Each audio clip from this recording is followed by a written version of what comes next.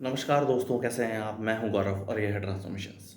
इस वीडियो में हम बात करेंगे इंडियन मीडिया का किस तरीके से एक डांस चल रहा है, डांस ऑफ डेमोक्रेसी भी बोलते हैं जिसको।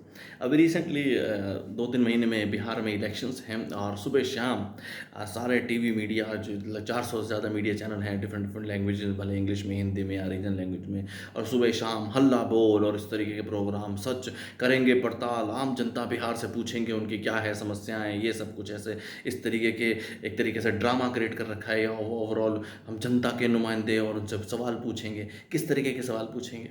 लगभग पिछले 15-17 सालों में एक ही तरीके का कैंडिडेट वहाँ पे सीएम है। और अगर ओवरऑल भी समझने की कोशिश करेंगे तो एक पार्टी है जिसके एक तरीके से करता धरता नीतीश कुमार है, जनता दल यूनाइटेड। एक दूसरी लोक जनशक्ति पार्टी, चिराग पासवान, जो कि पहले उनके फादर रहे और अब फिलहाल वो हैं।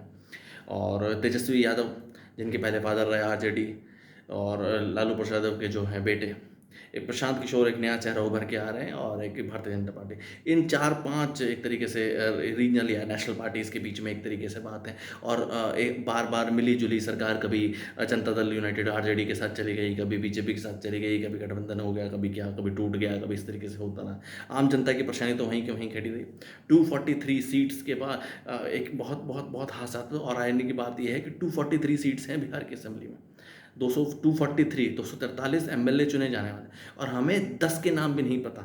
इवन मीडिया की बात भी करें, अगर पूरे नेशनल मीडिया की बात करें जो फिलहाल बिहार को कवर कर रहा है या ओवरऑल इस तरीके से बात कर रहा है, तो वो किसी 10 ऐसे एमएलए के बारे में भी बात नहीं करता। सिर्फ और सिर्फ 4-5 लोगों की बात करता था कि अब की बार नीतीश कुमार का क्या होगा वार, या इस बार उनके क्या होंगे, या इस सब कुछ है। तो ओवरऑल मीडिया ने ही एक तरीके से टोटल का टोटल ओवरऑल नैरेटिव छोड़ रखा है नहीं 4-5-7 लोगों के बीच में, पूरे के पूरे बिहार के लिए। ऐसा तो नहीं है। बिहार में 243 एमएलए चुने जाने हैं, और डिफरेंट एमएलए के बारे में बात करना, किसकी क्या प्रतिभा है, या किसका क्या एबिलिटीज़ हैं, किसने सोसाइटी के लिए क्या किया, या ये नए चेहरे हैं इस बार जो सोसाइटी में आ रहे हैं, इनके इस तरीके के विचार हैं, ये इनके मैनिफेस्टो हैं, ये इनके पर्सपेक्टिव हैं, ये इनके विज़न है। इसके बारे में आपने कभी भी कोई एक रिपोर्ट देखी?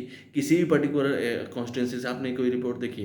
तो देखिए, फोर्थ पिलर ऑफ डेमोक्रेसी जो कि एक मीडिया है, जर्नलिज्म, जिसका इतना इंपॉर्टेंट रोल है डेमोक्रेसी में, डेमोक्रेसी को ओवरऑल मैनेज आउट करके रखना है, डेमोक्रेसी को एक तरीके से नया बना के रखना, उसकी जितनी भी सारी खामियां हैं वो समाज के सामने लाना। और उसका खुद का जर्नलिज्म का ये हाल है, या मीडिया का ये हाल है, कि ओवरऑल कैंडिडेट्स के बारे में भी उनको खुद को भी इंफॉर्मेशन नहीं है कि वो और समाज को क्या बताएंगे, कि समाज एक तरीके से किसी नए इंसान को चुन सके, या किसी नए इंसान की विचारधारा को अच्छा या बुरा समझ के अपना नेता या अपने नेतृत्व दे सके।